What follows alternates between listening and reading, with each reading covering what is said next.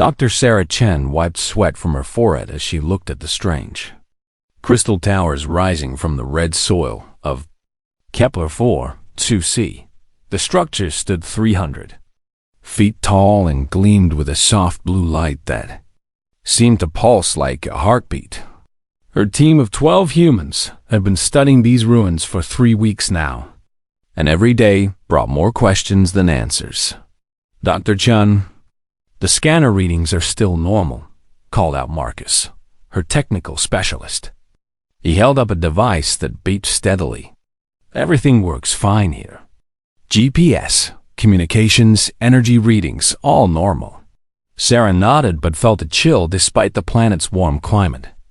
Normal was exactly what made this place so strange.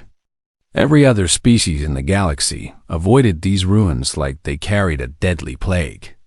The Galactic Council had marked over 200 similar sites across different worlds as forbidden zones.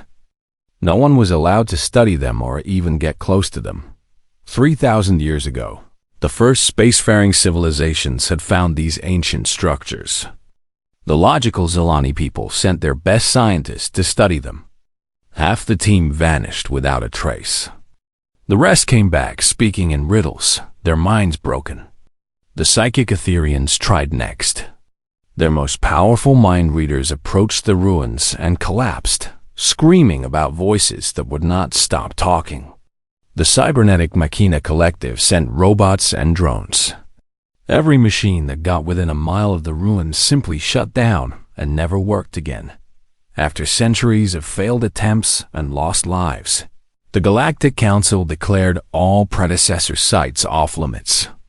They built warning beacons around each site and made it a crime to approach them.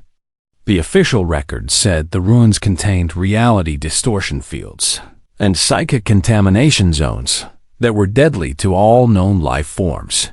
But humans were new to the galaxy. They had only joined the Galactic Council 50 years ago. When Sarah's archaeological team requested permission to study the ruins on this remote planet, the council members had looked at each other with expressions that ranged from pity to horror. "You do not understand," the Zilani representative had said in his cold, logical voice. "These sites destroy minds. They corrupt technology. They are death." The Etherian delegate had closed her large, silver eyes and shuddered. "We still hear the echoes of our lost ones near those cursed places. The ancient minds that built them were wrong, twisted, evil." Even the Machina Collective's robotic spokesperson had shown unusual emotion. Data corruption probability, 100%. Mission failure probability, 100%. Survival probability, 0%. But humans had a reputation for being stubborn. Sarah argued that humanity might see something others missed. She promised to maintain distance and use only remote sensing equipment. After much debate, the council granted permission, though they clearly expected to add 12 human names to the list of those lost to the predecessor sites. Now, standing among the crystal towers, Sarah wondered if the other species had been right to stay away. Not because of danger, but because of how normal everything felt. Her team moved freely through the ruins. Their equipment worked perfectly. No one had nightmares or heard strange voices. The most unusual thing was how peaceful the place felt. "Look at these symbols," called Dr. James Wright, the team's linguist. He stood before a wall covered in flowing script that seemed to move when Sarah looked at it directly. "They change based on the viewing angle, but I think I see patterns. It's almost like they're trying to tell us something." Sarah approached the wall. The symbols did seem to shift and flow, but instead of feeling confused or frightened, she felt curious. The writing reminded her of water flowing over stones, natural and calming. She reached out to touch the crystal surface. "Sarah, wait," Marcus called out. "We don't know if it's safe." But Sarah's hand was already on the wall. The crystal felt warm under her palm, and the symbols around her fingers glowed brighter. For a moment, she thought she heard something like music, but it faded before she could be sure. "I'm fine," she said, pulling her hand back. The symbols continued to glow for a few seconds before returning to their normal soft light. "Actually, I feel better. More relaxed." Over the following days, the team made more discoveries. The ruins were not just towers, but part of a huge underground complex. Tunnels connected the different structures, and each chamber seemed designed for a specific purpose. Some rooms had walls covered in star maps.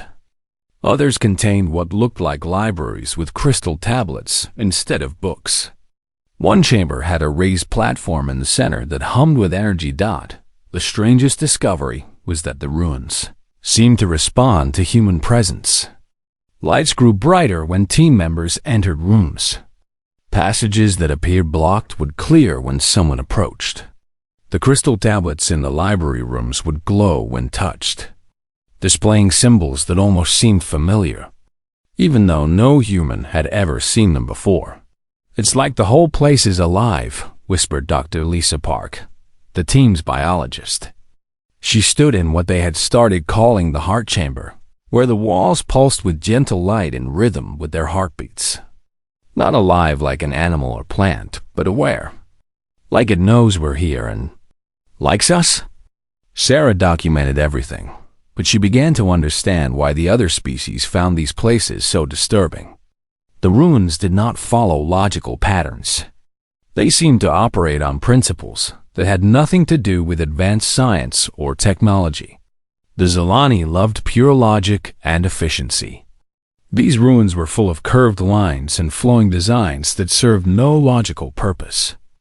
The Etherians used their collective psychic abilities to solve problems together. But the ruins responded only to individual touch and personal interaction. The Machina Collective processed information through networked consciousness. The ancient technology seemed to require something the machines could never provide: individual will and independent thought. As Sarah stood in the heart chamber on their 20th day at the site, watching the walls pulse with warm light, she realized that humanity might not just be immune to whatever drove other species away. They might be exactly what the ruins had been waiting for all along. The ancient builders, whoever they were, had created something that could only be understood by minds that balanced logic with emotion, individual strength with cooperation, and scientific knowledge with intuitive understanding. Sarah smiled as she touched the central platform and felt the whole complex respond to her presence. The galaxy thought these ruins were dangerous and corrupted, but maybe they were just selective about who they would talk to. And after 3,000 years of waiting, they had finally found someone who could listen. 3 weeks later, Sarah's team had mapped most of the underground complex. What they found challenged everything the galaxy believed about advanced technology. The predecessor ruins were not built with the sophisticated systems that modern civilizations used. There were no quantum processors, no neural networks, no psychic amplifiers. Instead, the ancient builders had created something that seemed almost primitive by galactic standards. "I don't understand it," Marcus said, as he studied a control panel in what they called the workshop chamber. "Look at this interface. It has physical buttons, sliding controls, and these crystal touchpads. My grandmother's old kitchen had more advanced controls than this." Dr. Wright nodded from across the room where he worked on translating wall symbols. "The writing system is the same way. It's not like Zilani logical script that follows mathematical rules. It's not like Etherian thought language that connects minds directly. It's more like poetry or music. The meaning changes based on how you feel when you read it." Sarah watched her team struggle with concepts that seemed to defy logic. The ruins operated on principles that the galaxy's most advanced species found impossible to understand. The Zilani approach to technology was pure efficiency. Every system had one purpose, one logical pathway from input to output. But the predecessor technology required something the Zilani had eliminated from their society thousands of years ago: Emotional input. Dr. Park had discovered this by accident 2 days earlier. She had been frustrated with a crystal panel that would not respond to any logical sequence of touches. In her anger, she slammed her hand against the surface and shouted at it to work. The panel immediately lit up and began displaying star charts. When she tried to repeat the action while calm and focused, nothing happened. Only when she felt genuine emotion did the technology respond. "It's reading us," Park explained to the team during their evening meeting. "Not our minds like Ethereum tech does, but our feelings, our intentions." The angrier I was, the more detailed the star charts became. When I felt curious instead of angry, it showed me different information entirely. This discovery led to their biggest breakthrough yet. Sarah realized that the workshop chamber was not just for studying the ancient technology, it was for creating new technology. But the manufacturing systems would not operate for just anyone. They required what the translation software called proof of wisdom. Sarah stood before the main manufacturing console, a curved desk made of black crystal with dozens of different controls. Some were physical buttons that clicked when pressed. Others were touch-sensitive surfaces that responded to pressure and temperature. A few seemed to activate based on where she looked or how she moved her hands.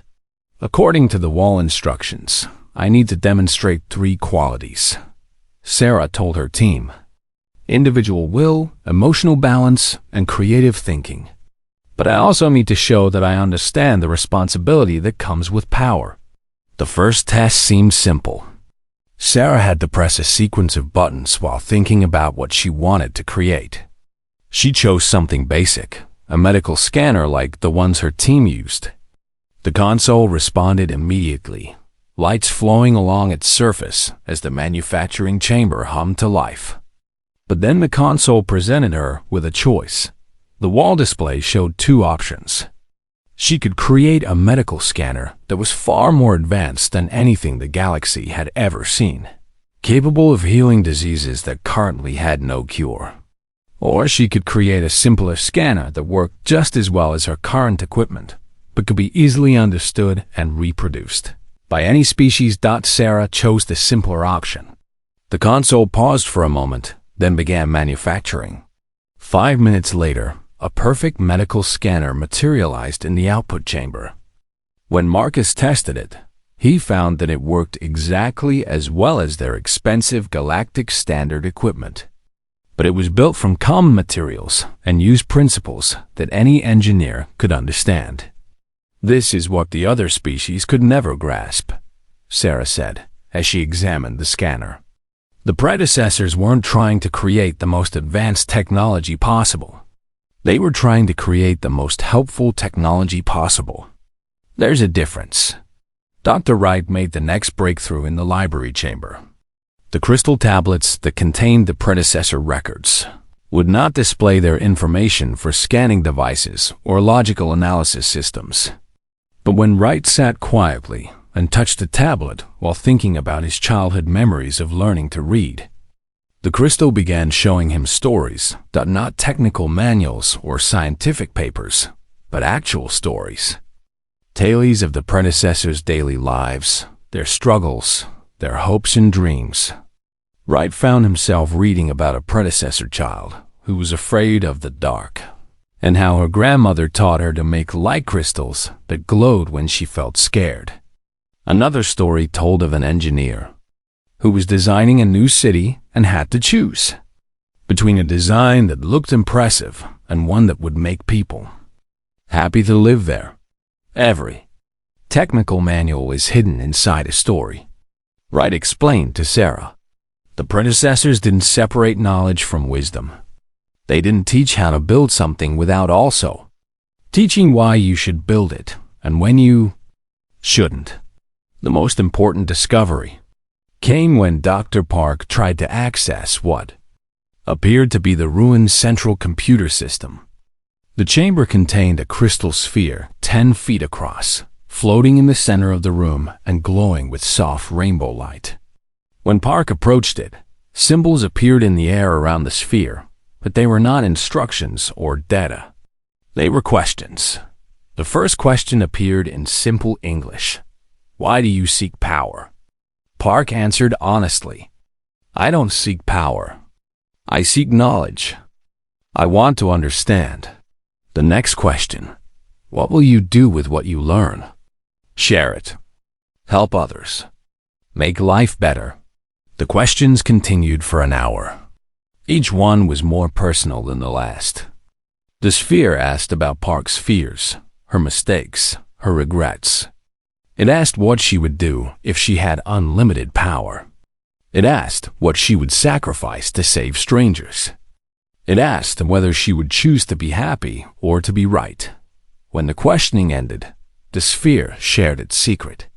It was not a computer in any sense that the galaxy would recognize. It was a teacher, a guide, a test that had waited for thousands of years to find a species that could balance knowledge with wisdom. We are the children you were meant to find, the sphere told Park in a voice that sounded like wind chimes and distant music. You think as we thought. You feel as we felt. You understand that the greatest technology is not the most complex, but the most compassionate. As Park shared this revelation with her team, Sarah finally understood why every other species had failed to unlock the predecessor sites. The Zolani could not pass the emotional tests because they had eliminated emotion from their society. The Etherians could not demonstrate individual will because they thought only as a collective. The Machina collective could not show creativity because they followed programmed logic paths. But humans, with all their contradictions and complications, could be logical and emotional at the same time. They could think as individuals while caring about groups. They could be creative and analytical, careful and bold, selfish and selfless. The predecessors had not created technology for the smartest species or the most advanced civilization. They had created it for the species that could be trusted with power because they understood that true strength came from knowing when not to use it. That night, as Sarah looked up at the alien stars through the ruins' crystal dome, she realized that humanity's greatest discovery was not ancient technology. It was learning that they had found their way home to a place they had never been before. Sarah stood before the massive sealed door that had puzzled her team for weeks. The barrier stretched 30 feet high and was made of the same crystal material as the rest of the ruins, but it was completely opaque. No symbols marked its surface. No controls were visible nearby. Every scanning device they aimed at it simply reported that nothing was there, as if the door existed in a space their technology could not understand. There has to be a way in, Dr. Reich said for the 100th time. Everything else in this place responds to us somehow. This door must be the same. Marcus ran his hands along the smooth surface. Maybe we need to solve some kind of puzzle first, or find a key, or demonstrate that we understand the lessons from the other chambers. Sarah had been thinking about the door differently. Over the past month, she had learned that the predecessor technology did not work like modern galactic systems. It did not want to be commanded or controlled. It wanted to be understood, trusted, and most importantly, it wanted to know that the people using it could handle the responsibility of what lay beyond. What if it's not about finding the right action? Sarah said slowly, but about being the right person. She approached the door and placed both hands on its surface. The crystal felt warm, almost alive under her palms. Instead of trying to force it open or searching for hidden mechanisms, Sarah simply stood there and thought about why she had come to this place. She thought about her childhood dream of becoming an archaeologist, inspired by stories of ancient civilizations and lost knowledge. She thought about her years of study, her excitement when humanity joined the Galactic Council, and her determination to prove that her species could contribute something valuable to the galaxy's store of knowledge. But she also thought about her fears. Fear that humans were too young and primitive to understand truly advanced technology. Fear that they would make mistakes that could harm others. Fear that the galaxy would always see them as the newcomers, who did not belong among the established civilizations. The door began to glow. "Sarah," Marcus whispered, "look at your hands." Sarah looked down and saw that the crystal surface around her hands was becoming transparent. Not opening like a normal door, but fading away as if it had been made of fog instead of solid matter. Beyond the dissolving barrier, she could see a vast chamber filled with gentle blue light.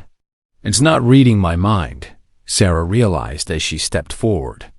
"It's reading my heart. It wants to know not just what I think, but who I am." The chamber beyond the door was larger than any space they had found in the ruins. The ceiling disappeared into darkness high above them, while the walls curved away in a perfect circle. At the center of the room stood something that took Sarah's breath away. It was a tree. Not made of crystal or metal or any technological material, but an actual living tree with silver bark and leaves that glowed like stars. Around its base, crystal pools held water that reflected the light from above, creating patterns that shifted and danced across the walls. But the tree itself was only the beginning. As Sarah's team spread out through the chamber, they discovered that the entire space was both a library and a workshop on a scale beyond anything they had imagined. The walls were lined with alcoves containing crystal tablets, millions of them, each one holding knowledge from the predecessor civilization.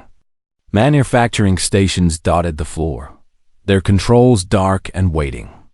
And in the center, growing from the roots of the great tree, was a console that pulsed with the same rhythm as a heartbeat. Sarah approached the central console carefully. Unlike the other predecessor technology they had encountered, this system felt different, more powerful, more alive. When she touched its surface, symbols appeared not just on the console, but floating in the air around the entire chamber. The message was clear, even though it was written in the flowing predecessor script that changed meaning based on the reader's emotions. "Welcome, children of Earth. You have found the heart of knowledge. Here lies the sum of our wisdom, our mistakes, and our hopes for those who would come after us." Dr. Park gasped from across the chamber. "Sarah, look at this." She stood before a wall display that showed a three-dimensional map of the galaxy. Hundreds of dots marked the locations of predecessor sites across thousands of worlds. There are so many more than the Council knows about. Sites on every inhabited world and dozens of places where no one lives now. Wright had found something even more remarkable.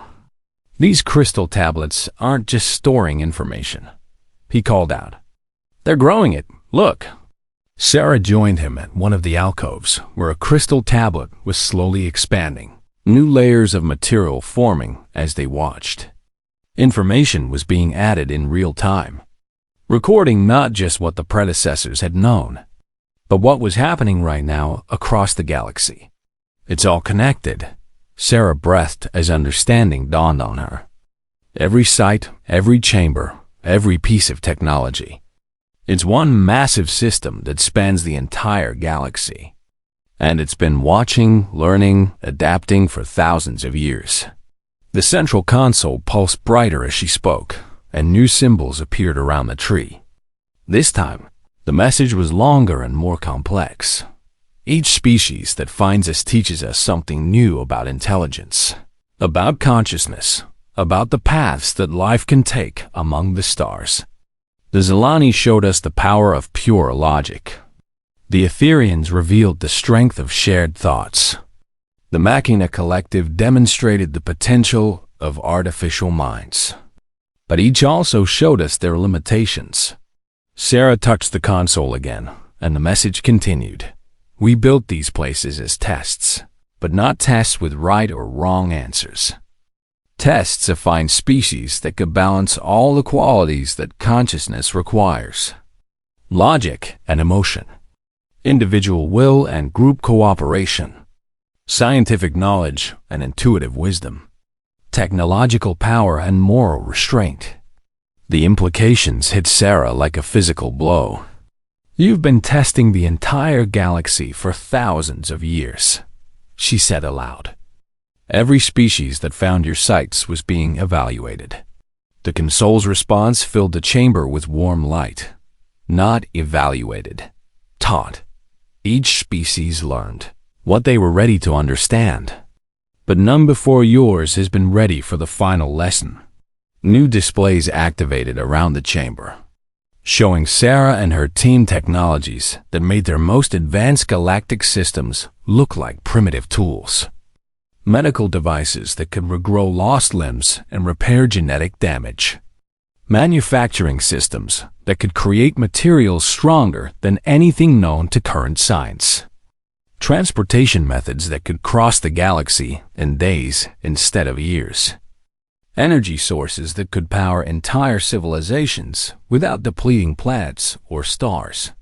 But as Sarah examined each technology, she realized they all shared the same characteristic as the simpler devices she had created in the workshop chamber.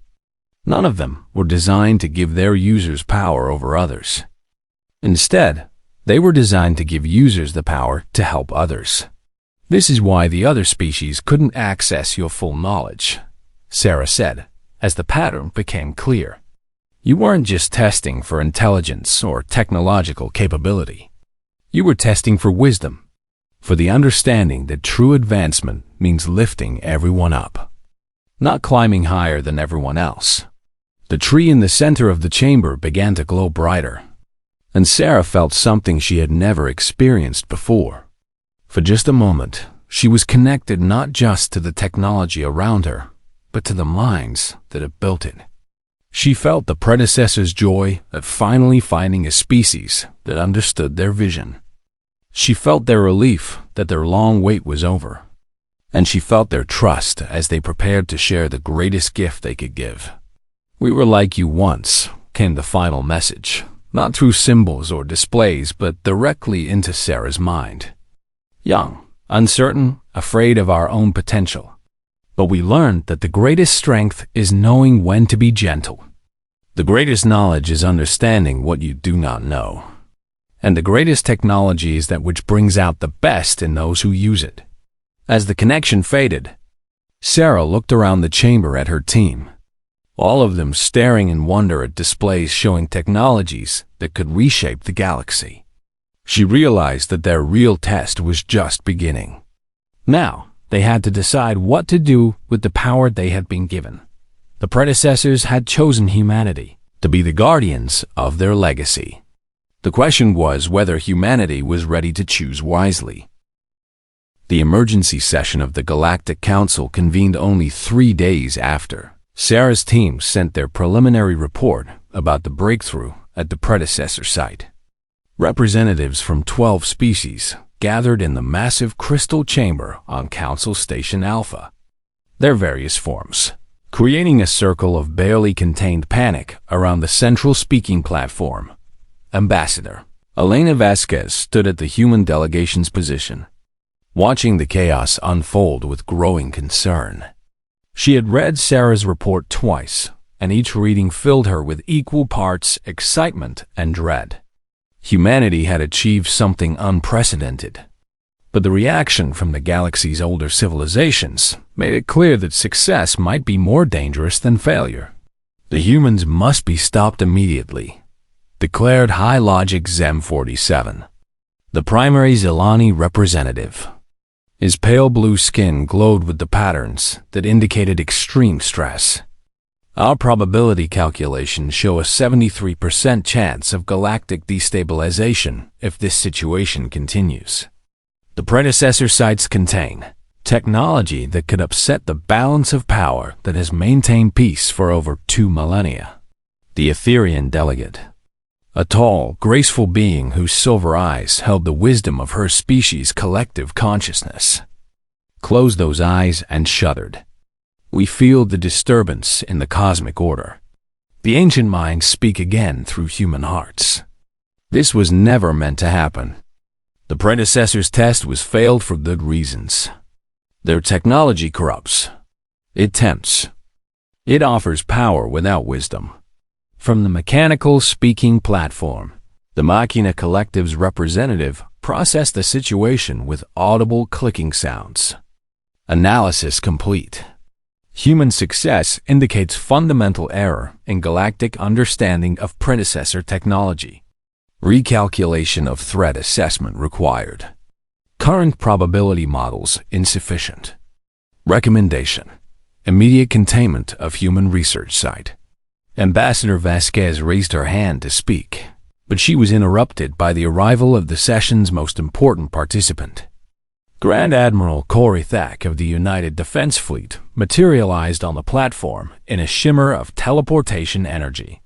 The massive insectoid warrior's presence immediately shifted the mood in the chamber from panic to grim determination. The Defense Fleet has reviewed the human archaeological team's reports, Corey Thack announced in his booming voice. The described technologies represent an existential threat to current galactic stability.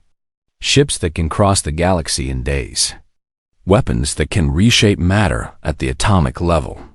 Manufacturing systems that could make entire economies obsolete overnight. We cannot allow any single species to control such power. Elena finally managed to speak. Ambassador Corey Thack, with respect, you're misunderstanding the situation. Dr. Chun's team hasn't found weapons or tools of domination.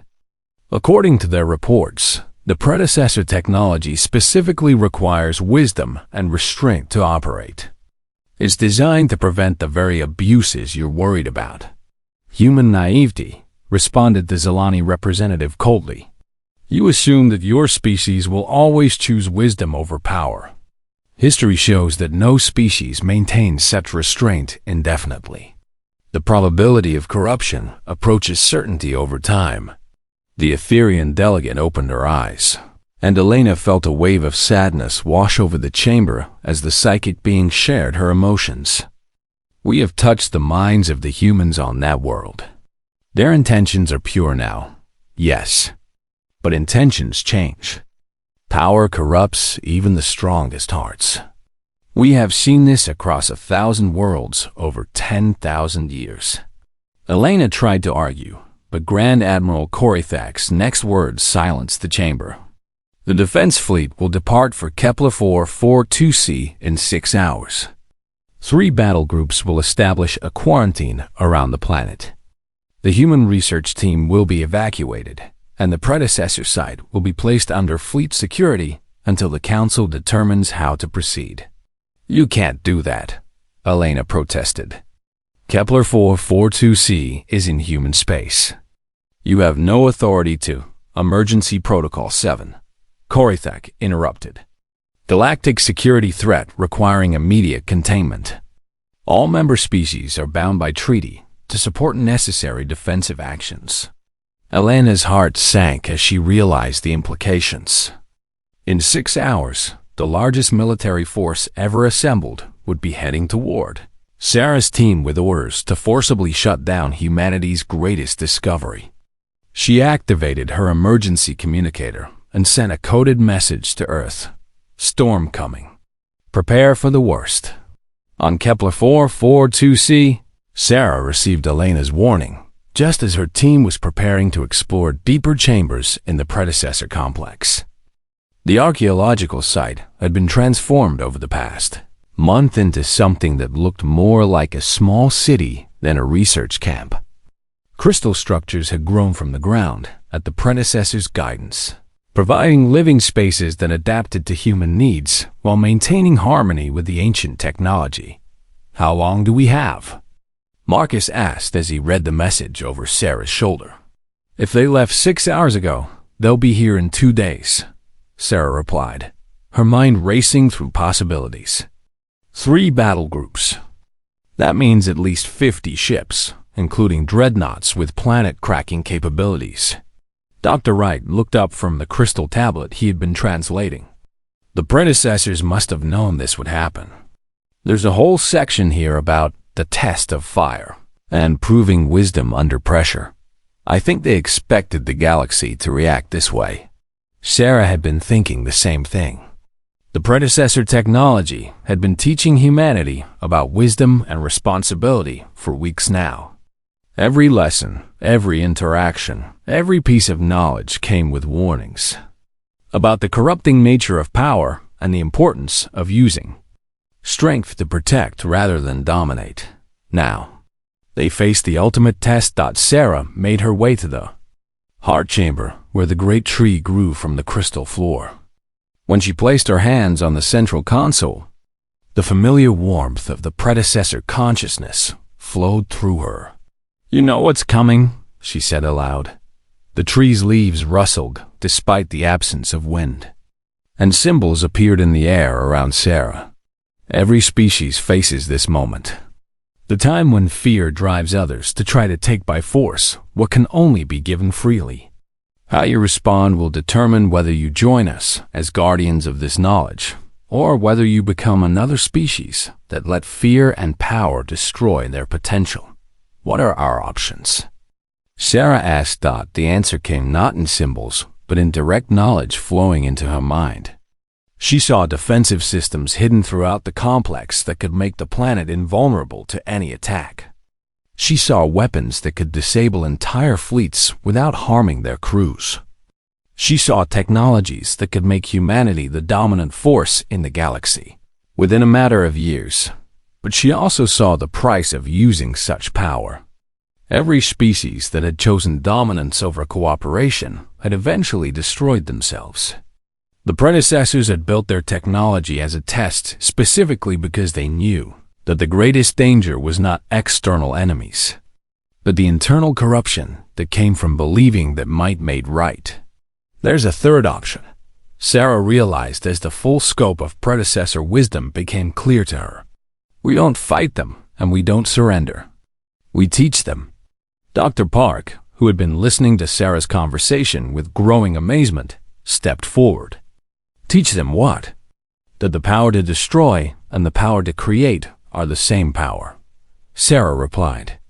It's the choice of how to use it that makes all the difference. When the defense fleet arrived at Kepler 442c 2 days later, they found something that none of their planning had prepared them for. The planet's surface glowed with gentle light that could be seen from space. The archaeological site had expanded into a small city of crystal and light that pulsed with welcoming energy.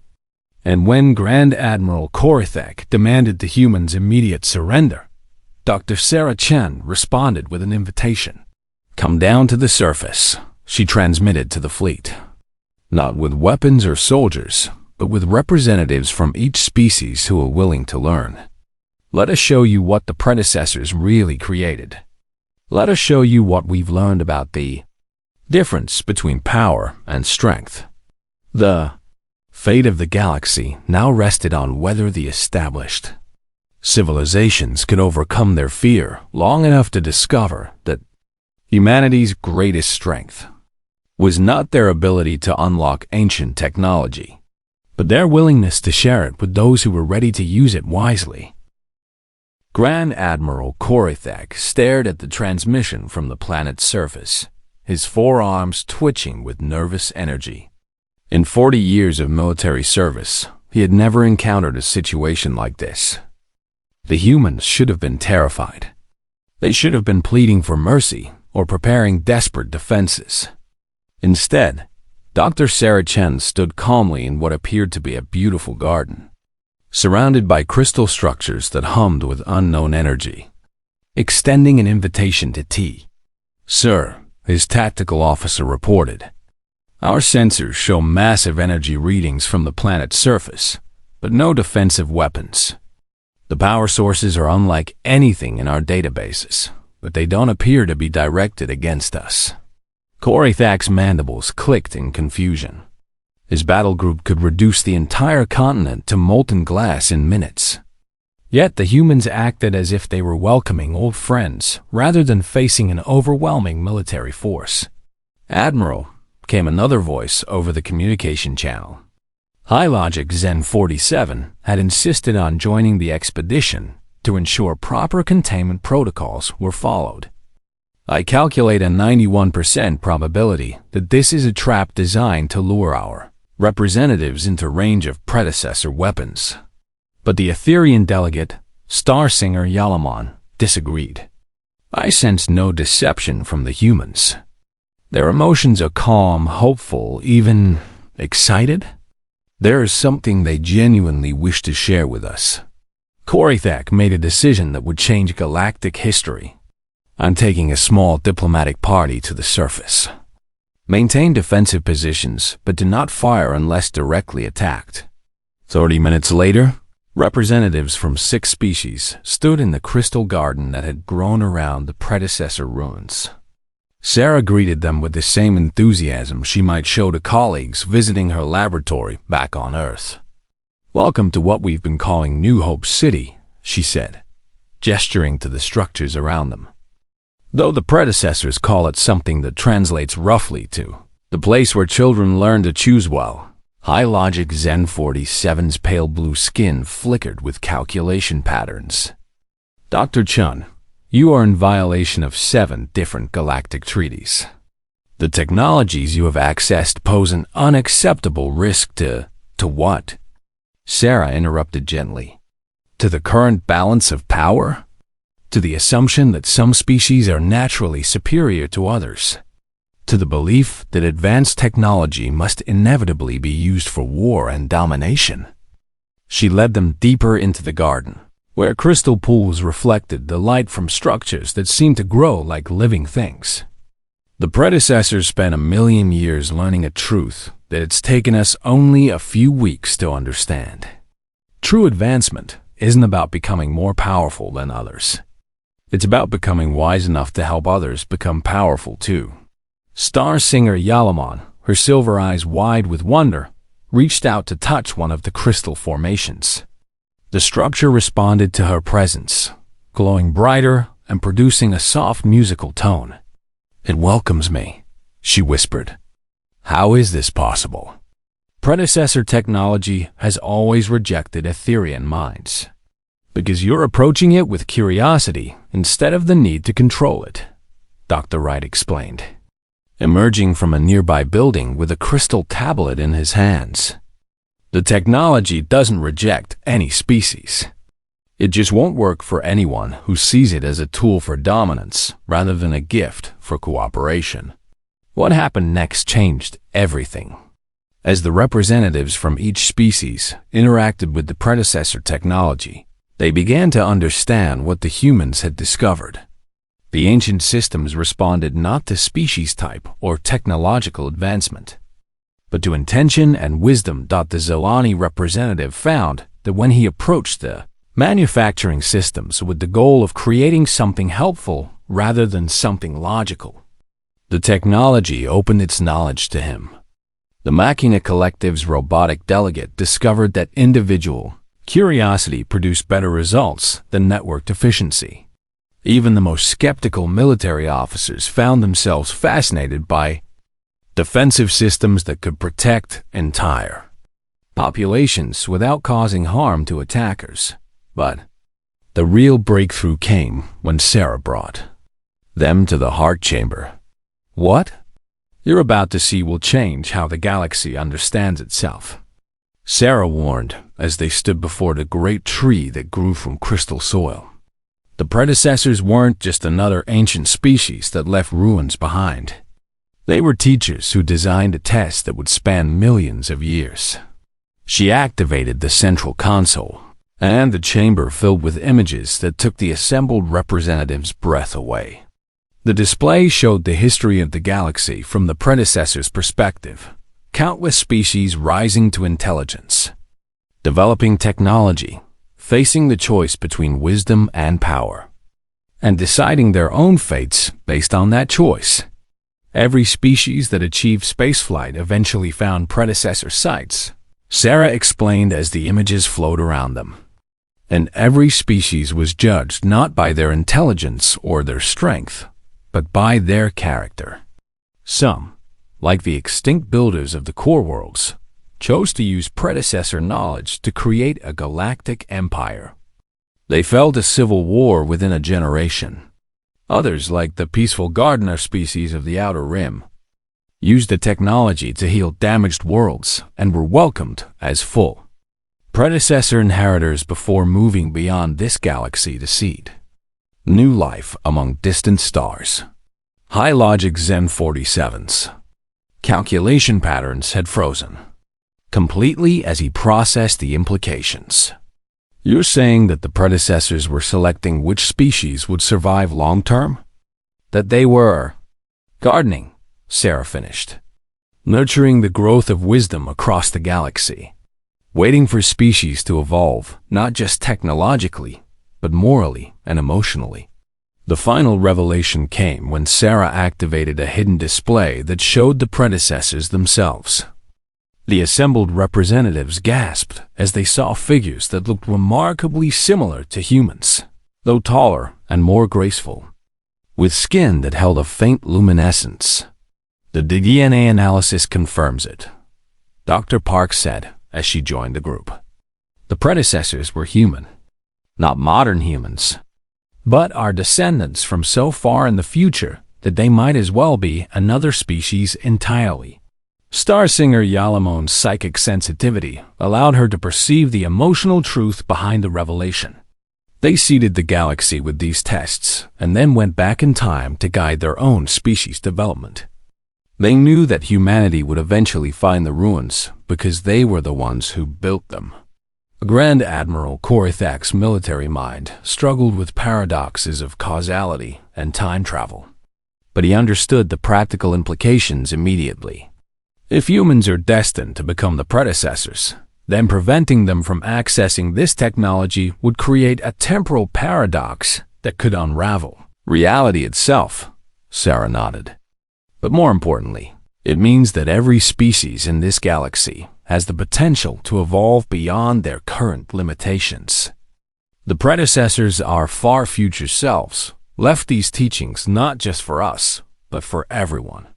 Humanity's role isn't to rule the galaxy, but to help every species understand that true power comes from wisdom, true strength comes from compassion, and true advancement comes from lifting others up.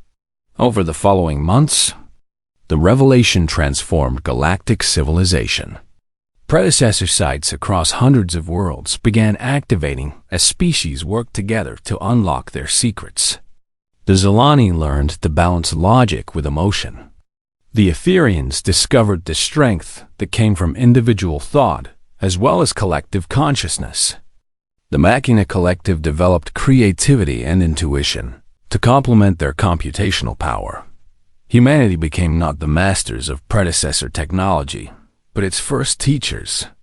Human archaeologists and philosophers worked with representatives from every species to understand the deeper lessons encoded in the ancient systems. The technology itself continued to serve as a guide, sharing its knowledge only with those who approached it with wisdom and humility. The greatest discovery was that the predecessors' test never ended. Each generation had to prove anew that they could be trusted with power. Each species had to choose, again and again, between dominance and cooperation, between fear and understanding, between the easy path of control and the difficult path of wisdom. Standing in the garden on Kepler 442c a year later, Sarah watched representatives from dozens of species working together to unlock new chambers in the expanding complex. Children from multiple worlds played together in areas designed by predecessor technology to foster creativity and cooperation. Scientists and philosophers from across the galaxy collaborated on projects that would have been impossible for any single species to accomplish. Do you think they planned all of this? Marcus asked as he joined her observation of the bustling activity. Sarah smiled as she watched a young Zilani child teaching a human girl how to make crystals sing with mathematical precision, while the human child showed her Zilani friend how to make the same crystals glow with emotional warmth. I think they planned for us to become wise enough to surpass their plans entirely, Sarah replied. The greatest gift they left us wasn't their technology, It was the understanding that the future is always built by choosing hope over fear, cooperation over dominance, and love over power.